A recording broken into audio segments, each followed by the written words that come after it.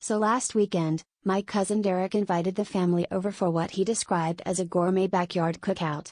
Now, Derek is the kind of guy who once tried to convince us that microwaving ramen on high for 3 minutes was al dente, so naturally, we were skeptical. But he insisted he'd been watching some fancy cooking shows and wanted to bless us with his culinary expertise. Plus, he kept winking and saying prepare your palates, which I'm pretty sure is illegal if you don't have a food handler's license. When we arrived, Derek was already outside wearing an apron that said kiss the cook, but ask first.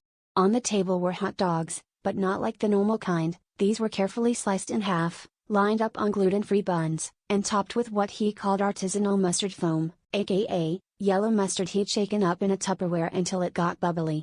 For sides, he announced he'd prepared something avant-garde.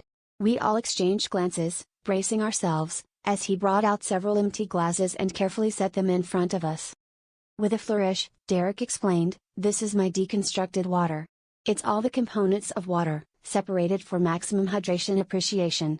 At this point, he handed out tiny vials, one labeled hydrogen, the other oxygen, that were suspiciously empty, and told us to imagine the flavor profile. My Uncle Frank, never one to pass up a free drink, tried to lick the rim of his glass and declared it tasted refreshingly conceptual.